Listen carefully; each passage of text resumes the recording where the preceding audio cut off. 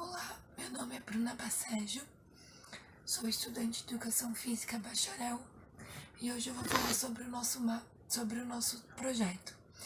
Então, nosso projeto, ele começa com um mapa conceitual e nele inicia com o desenvolvimento das habilidades motoras fundamentais, que deve ser realizado nos anos iniciais do ensino fundamental.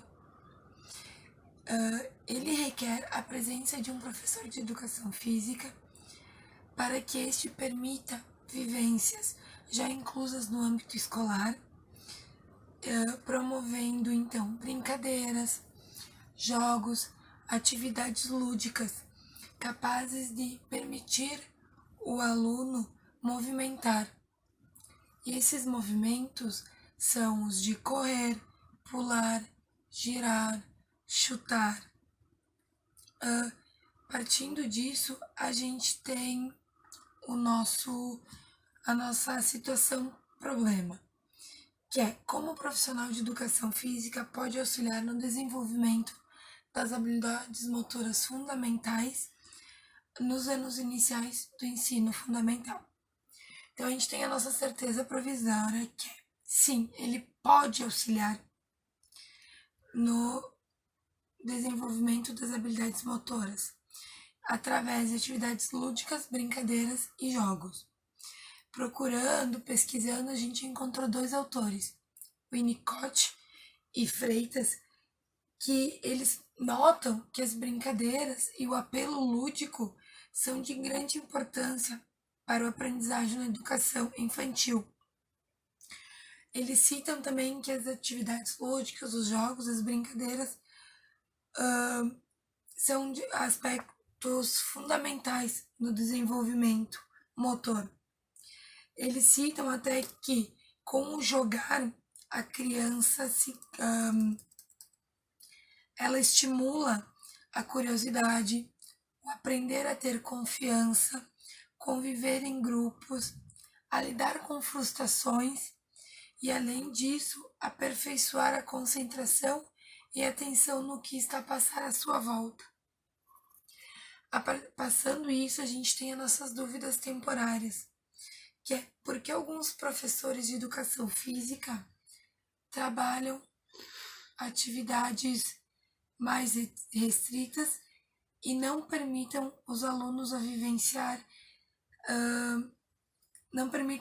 vivências mais amplas das diversas habilidades motoras fundamentais.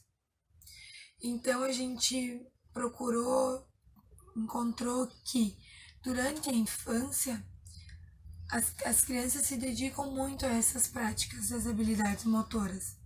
Como eu já citei, o correr, o pular. E segundo os autores Papilha, 2000, este pode ser um processo positivo ou negativo. Ele mostra que, de acordo com a quantidade de estímulos, se a criança for bem estimulada, ela vai ter um processo positivo desses estímulos. Mas se ela não for muito estimulada, ficar naquela coisa mais restrita, vai ser negativo. Então, os estímulos dessas práticas vai ser pouca para essas crianças.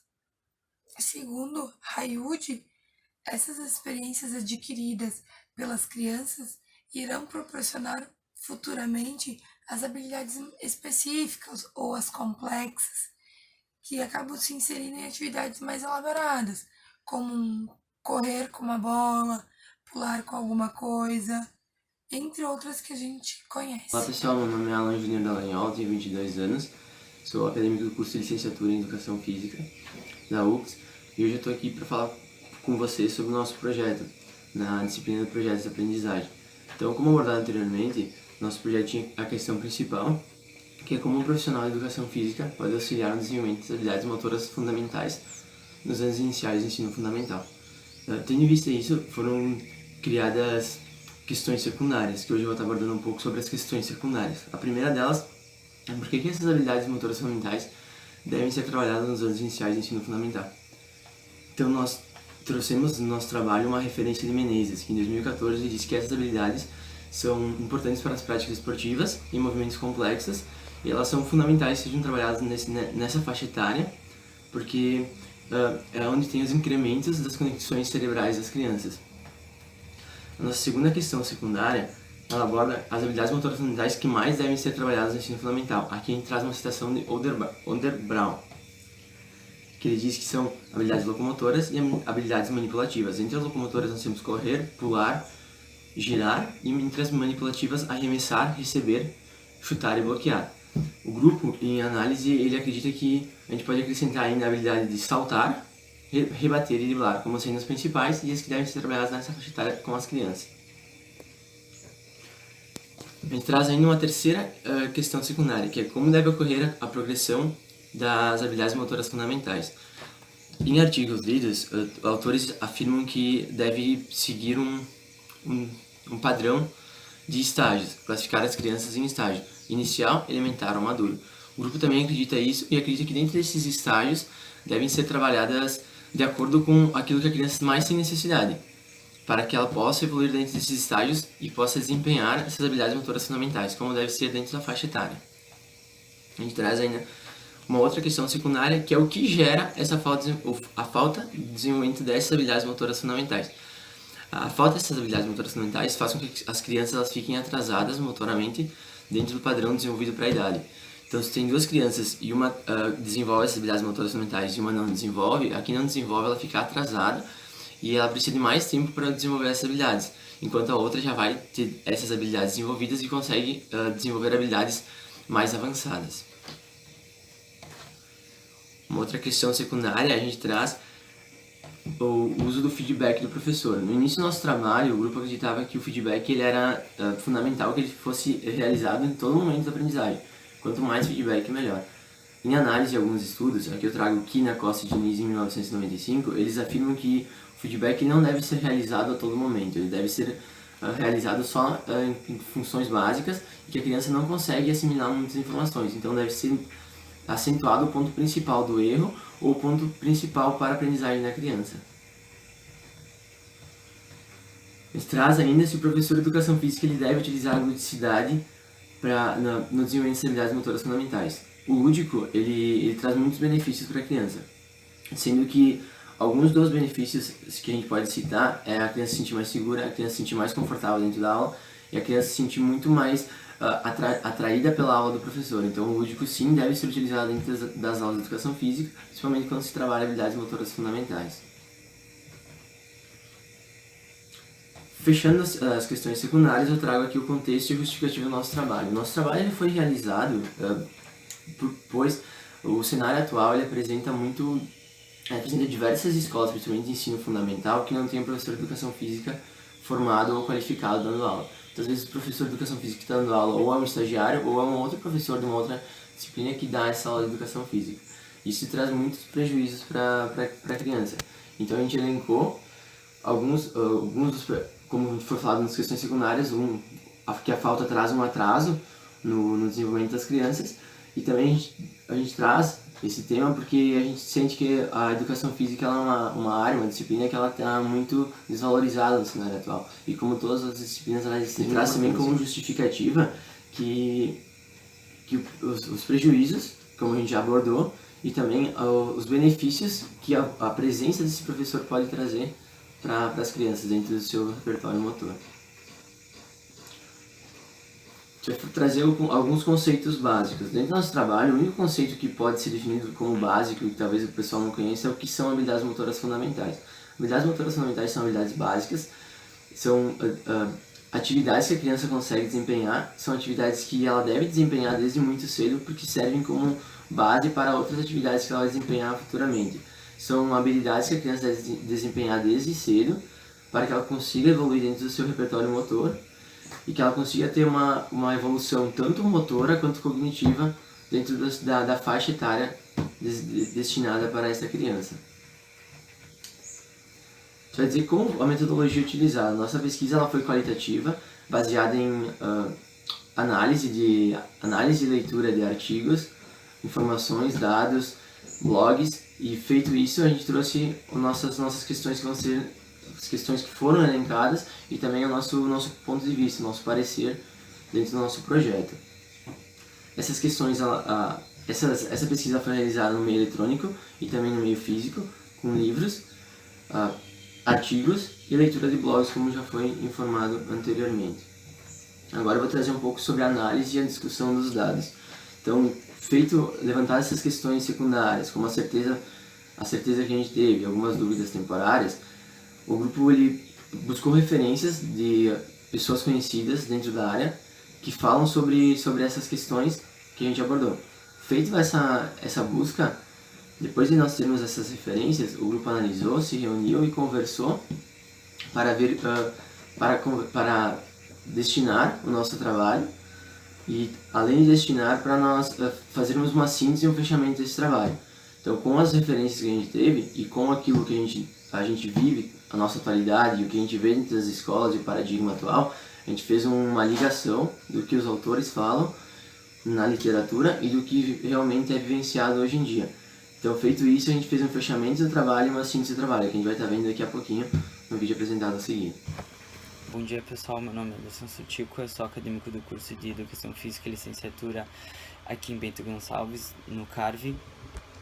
Bom, o nosso trabalho, ele era o que o professor de Educação Física poderia auxiliar no desenvolvimento das habilidades motoras fundamentais nas crianças. Eu vou falar mais na parte final, mais na parte da conclusão. Bom, as habilidades motoras ela tem uma progressão. Então, uma questão secundária que gera também é como deve ocorrer essa progressão das habilidades motoras fundamentais. Bom, ela acima de tudo, ela é uma forma de identificar o trabalho dessa habilidade, ela é separada em estágios: estágio inicial, intermediário e estágio maduro, ou estágio elementar e maduro. A criança ela tem que passar por esses estágios. Não necessariamente ela vai começar do inicial e vai terminar no maduro. Tem crianças que ficam no inicial e mantêm no inicial. Por quê? Porque isso é falta de incentivo, é falta de prática do próprio profissional de educação física. E como o Alan comentou também, nas escolas tem muitos, não é profissionais assim, mas muitas pessoas que não são formadas, né, na área da educação física, que trabalham essas habilidades ou tenta trabalhar essas habilidades em crianças. E como elas não têm uma ideia do quanto importante essas habilidades, elas são deixadas para lá. Então, tem muitas crianças que elas ainda estão no estágio inicial e elas não passaram dos estágios maduros. Quando ela for adulta, a gente vê hoje em dia que tem muito adulto que não tem coordenação motora, que eles não conseguem, muitos não conseguem correr, que é uma habilidade que todo mundo corre, eles têm bastante dificuldade de correr, eles não conseguem saltar mais, ou eles saltam e caem, às vezes eles não conseguem manipular objetos com as mãos. Então isso foi tudo erro de acontecer quando eles eram na infância, que eles não tiveram um aprendizagem adequado, eles não tiveram um incentivo adequado, ou seja, hoje em dia esses profissionais não, essas pessoas que não têm experiência nessa área, elas estão trabalhando isso com as crianças e não sabe que tardiamente vai ocorrer um adulto que não consegue nem saltar direito. Além disso, essa evolução depende muito de como o meio da criança, né, onde é que ela vive e tal, se ela é bastante estimulada a isso. E o aluno ele só vai poder juntar, por exemplo, um salto com arremesso ou um deslocamento correndo com um salto, se ele tiver maduro nos estágios iniciais. Daí ele vai poder juntar outras habilidades denominadas. Bom, uma outra coisa a ser uma questão secundária também, o professor de educação física ele utiliza a ludicidade para trabalhar as habilidades motoras fundamentais. É muito importante porque como eles são crianças, às vezes a gente não consegue ter o domínio delas. Então, através de atividades lúdicas, a gente consegue exercer o nosso papel e, além disso, a gente consegue colocar dentro dessas atividades lúdicas as habilidades motoras fundamentais. Fazer com que a criança corra, que ela salte, que ela tenha o momento dela, sabe, um bem-estar, uma sensação boa para ela. Além disso, se tu traz uma coisa lúdica, elas vão participar das suas aulas propostas. Elas participam. Além, às vezes, e com bastante dinamismo, né? Deixa eu ver aqui. Aqui tem um quadro no infográfico. Eu botei um quadro, quais são as habilidades motoras básicas, tá? O Alan já citou algumas. Eu não vou citar todas, senão vai ficar muito repetitivo. Deixa eu ver. Além disso, como já foi falado do feedback, nós pensávamos que o feedback ele acontecia o tempo todo e tal, mas no caso o feedback é só em alguns determinados momentos da aula, onde é que a gente considera mais importante para realizar o feedback ao aluno.